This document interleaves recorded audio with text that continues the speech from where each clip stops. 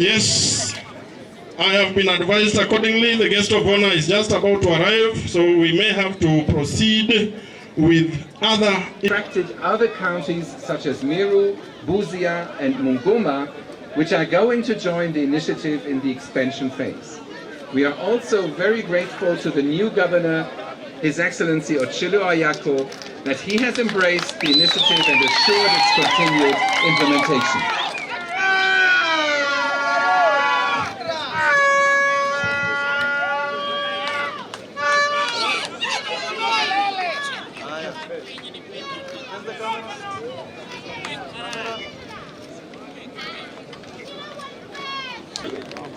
As we gather here to commemorate World No Tobacco Day.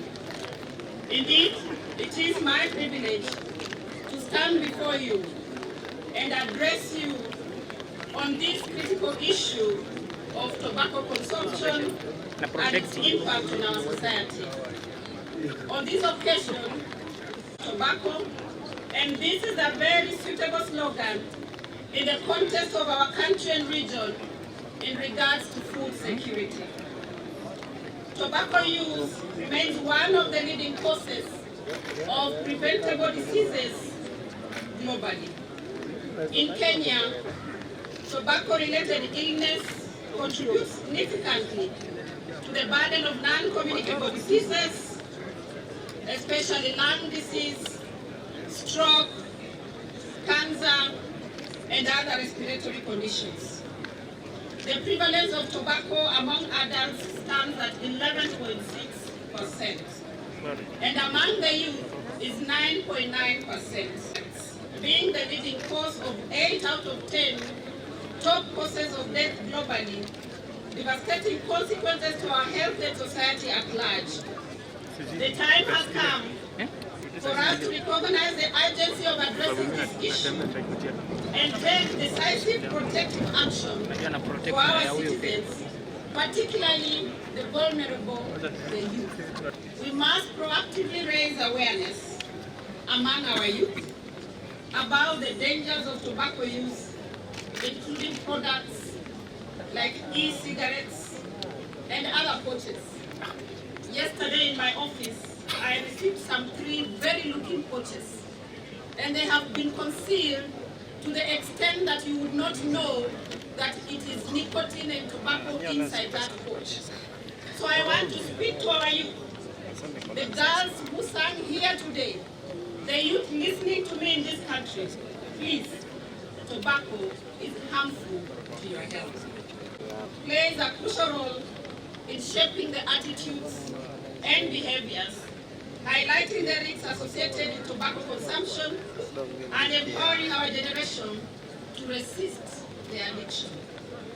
I am happy to inform you that my ministry has worked with the education sector to integrate tobacco control into the school curriculum to deter young people from initiating tobacco use, as well as making children change agents in our society. Our nation, and specifically this Migori County, is blessed with fertile lands, diverse climates, and a rich traditions of farming. Agriculture is not only vital source of livelihood for millions of Kenyans, but it is a pillar of our economy.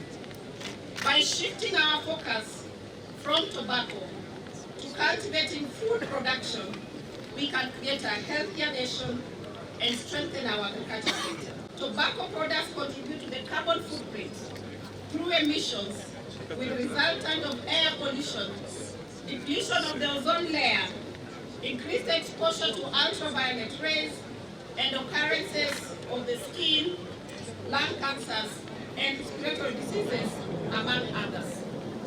In contrast, investing in food production can promote sustainable farming practices, preserve our ecosystem, and ensure food security and good nutrition from our growing population. Ladies and gentlemen, the Kenya Kwanza Manifesto envisions a nation where citizens are healthy, prosperous, and empowered through the bottom-up economic agenda model, not only robs individuals of their health and well-being, but also drains their financial resources and limits their potential. We recognize that tobacco industry, with its economic prowess, has played a significant role in our economy. However, this economic prosperity comes at a cost of the public health. We must therefore transition our focus from tobacco to alternative, sustainable industries that can offer employment and economic opportunities while safeguarding the health of our people. And I want to agree with the MCA who spoke here. And when I go back to Nairobi, I will speak to my colleague in agriculture regarding the Sony Sugar Factory, so that he can promote employment for the many youth that I see before me today in Migori. Kenya is a signatory to the WHO Framework Convention on Tobacco. This is a global treaty aimed at reducing tobacco consumption. By being part of this international effort, we have committed ourselves to implementing evidence-based tobacco control measures and adopting strategies that protect our population from the harms of tobacco. And at this juncture, I really want to thank you for having chosen Kenya globally, that today we are celebrating World Tobacco Day in Kenya, and not just Kenya, but in Migori County, and not just Migori County, but Migori. Once again, as a country, we are on the global map to our active efforts on tobacco control. And the presence of the global leaders here is a testament that Kenya remains a front runner in the area of alternative livelihoods. There is an African proverb, and not just African, but a Bukusu proverb where I come from, where it says, when you take away a sword from a child, you give them a stick. And I am proud that today we have transitioned over 200 farmers from tobacco growing to a highly nutritious water bed. All this could not have been possible without the assistance of our partners, the World Health Organization, Food and Agriculture Organization, and the World Food Programme. We offer our sincere gratitude and assure you of our continued collaboration to support other high-burden tobacco growing counties, including Bungoma, Busia, and Meru, to overcome this. Let me recognize and congratulate the recipient of this year's World No Tobacco Day. It makes me proud, not just as a Minister of Health, but as a Kenyan, that Kenya has received 10 awards in total so far. We strive to sustain the momentum in the agenda for tobacco control. I want to thank you all for your unwavering contribution to our shared vision of a country free of tobacco. Maana hii siku na kwa nini tumekuja kusherehekea hapa Migori. Vile Mheshimiwa Nyamita amesema, mimi wakati nilipokuwa katibu Wizara ya Mifugo, tulifanya kazi kwa karibu sana na kaunti ya Migori. My government, in conjunction with the national government, are collaborating into building an industrial and aggregation park. We have chosen Makalda here in Nyatike because Makalda has available public land over 100 acres.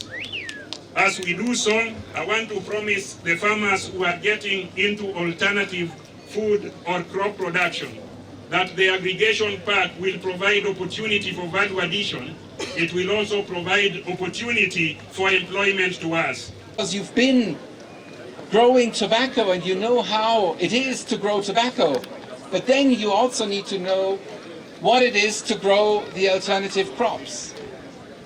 And then in the end, you need to have access to the market.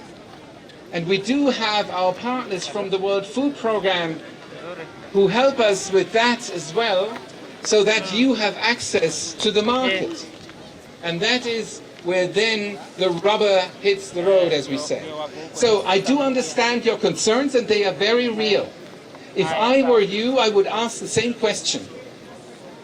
So we need to have sustainable finances in our families to actually move out of tobacco. That is the ground idea, the basic idea of this project.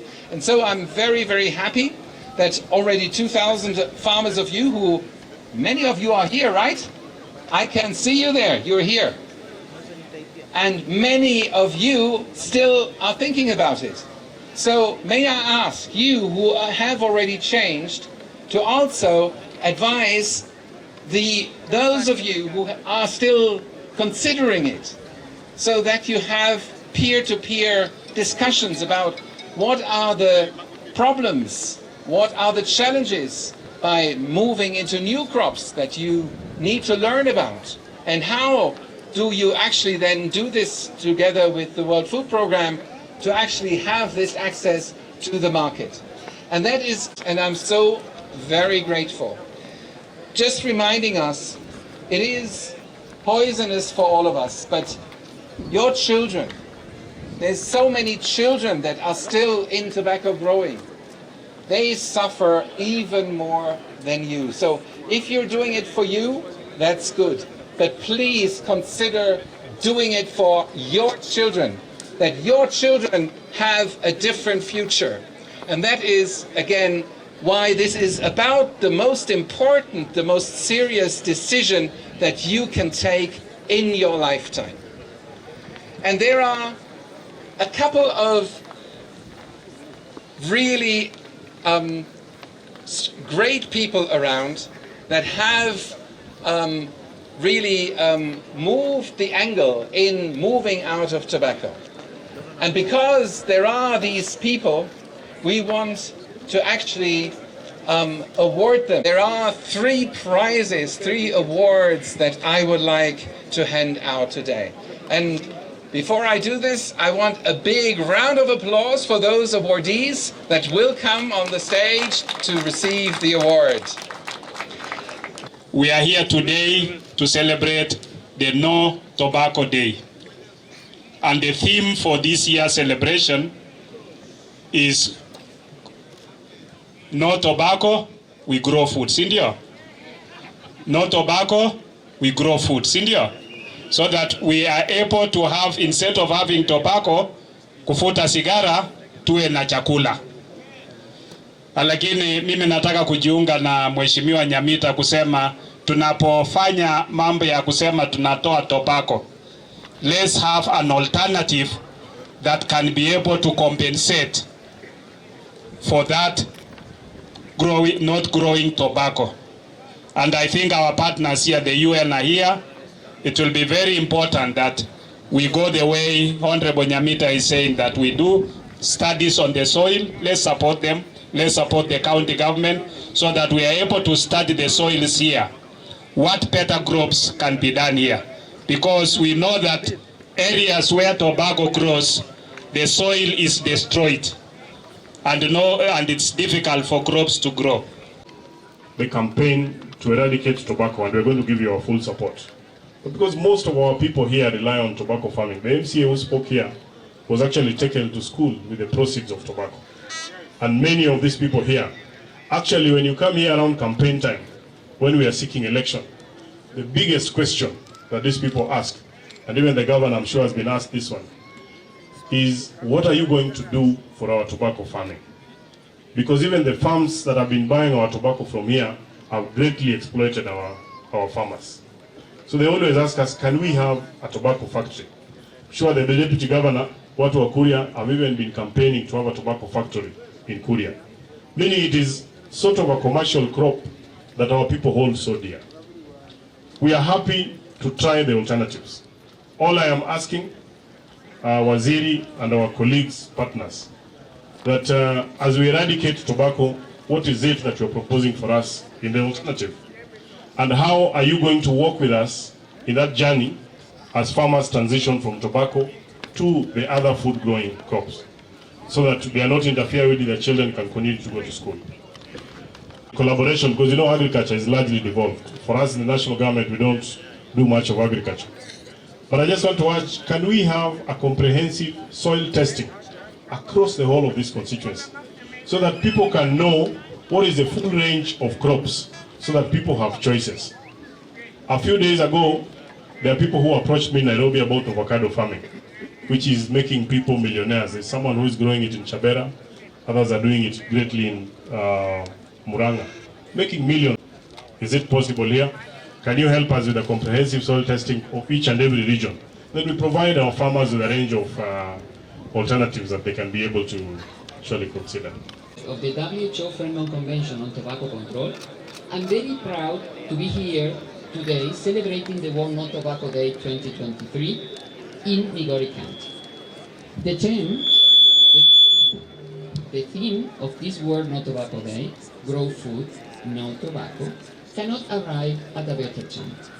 Article 17 of the Convention states that parties shall, in cooperation with each other and with competent international and regional intergovernmental organizations, promote, as appropriate, economical viable alternatives for tobacco workers, growers, and, as the case may be, individual sellers. As that is exactly what this experience in Kenya is doing in a joint work of the national and county authorities supported by international organizations, WHO, FAO, World Food Program and Farm to Market Alliance, and of the most important part, the farmers. The WHO is a binding treaty that is based on the right of all people to the highest standard of health. It contains science-based measures that can help to stop the unnecessary toll of death and disease caused by tobacco consumption and exposure to tobacco smoke. One of these measures is Article 17, that has been so far one of the least implemented articles of the Convention, and while the demand for tobacco leaves will not drop overnight, governments have the responsibility of thinking ahead and begin the process of reconversion. But even beyond that, growing tobacco is not providing decent work conditions and income to farmers.